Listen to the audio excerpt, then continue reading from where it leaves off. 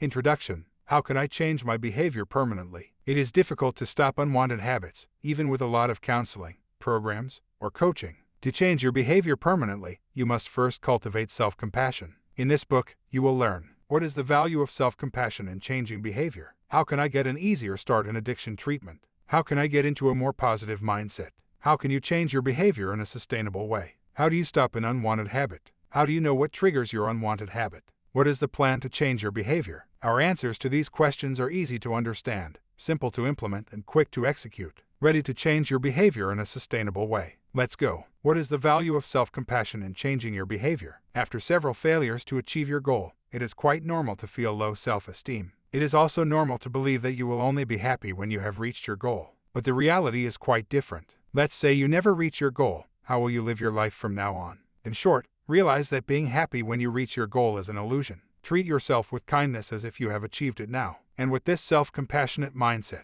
you will more easily reach your goal and be happier in your daily life. For example, if you want to lose weight but you slip up once, you don't need to punish yourself. Accept it with compassion and persevere in your efforts. How can I get an easier start in addiction treatment? If you are suffering from an addiction and want to get out of it, you need to feel like you can be completely honest. For this reason, the most effective programs are anonymous programs where people can tell their story without being judged and get more accurate advice. For example, Alcoholics Anonymous. If you don't have the opportunity to participate in an anonymous program, you can use a notebook dedicated to writing down your thoughts on the subject that others will not read. How do I get into a more positive frame of mind? In order to have a more positive mindset, it is important to take stock of your qualities and accomplishments in order to be clear about who you are, but also to maintain your motivation if you feel a gap in your behavior change. Take a notebook and draw a line to divide the sheet in two and write as title, what I am happy to be and what I am proud of. In the first part, write down the compliments you have received from your partner,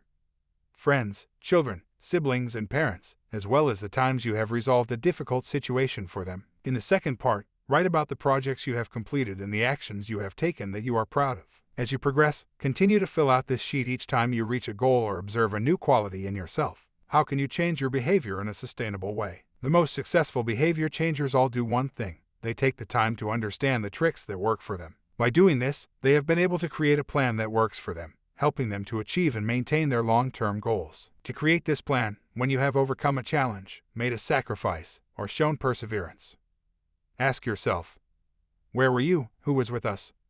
How do you feel? What worked for you in the way you did it? Then, as you do this work over and over again, you will notice patterns in yourself. Now it's up to you to realize again the circumstances that made you change your behavior. And if this exercise makes you think of failures, don't get discouraged and understand how they happened so you don't repeat them in the future. How do you stop an unwanted habit? We tend to think of the habits we want to eliminate as bad. However, if we have developed this habit, it is because it serves us in some way. For example, some people drink alcohol to gain confidence in social situations. In summary, don't label a habit as good or bad, but rather refer to the negative consequences it has on you. In your notebook, write down the habits you want to change and ask yourself how the undesirable habit, or the lack of the desired habit, is negatively affecting your life. For example, if you use cocaine, it may not be the long-term consequences that bother you, but rather the days of anxiety and doubt that follow. By identifying the consequences, you are more motivated to use less cocaine, or even to quit so that you don't have to deal with these negative consequences. How do you know what triggers your unwanted habit? Previously, you have learned to identify what works and what doesn't in your previous attempts, but there are also external factors that can lead you astray. In your notebook, write down the worries, anxieties, or situations that cause you to deviate or relapse. Everyone has their own particularities, but keep in mind that there will never be a perfect time to change. Therefore, think about what can mitigate or remedy these scenarios before they happen.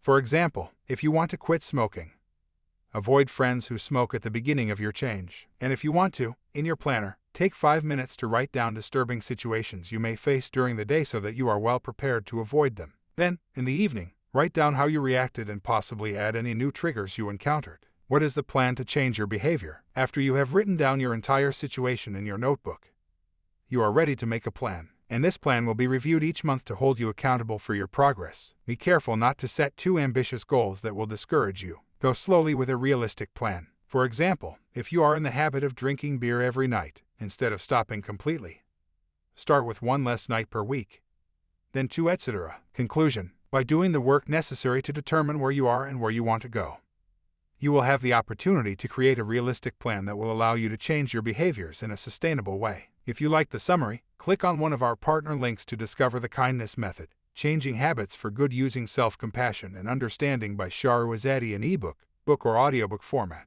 And if you're not interested in reading further, we recommend you discover Think Small, The Surprisingly Simple Way to Reach Big Goals by Owain Service and Rory Gallagher. Introduction. How do you achieve your goals? We all have big ambitions, but when we try to achieve them, we run into obstacles. It may be a matter of staying motivated, breaking bad habits, or searching in vain for an effective routine. By understanding how to overcome these obstacles, you will be able to achieve your goals. In this book, you will learn: why do we have trouble reaching our goals? How to set a good goal. How to best plan your goal. How do you judge your progress towards your goal?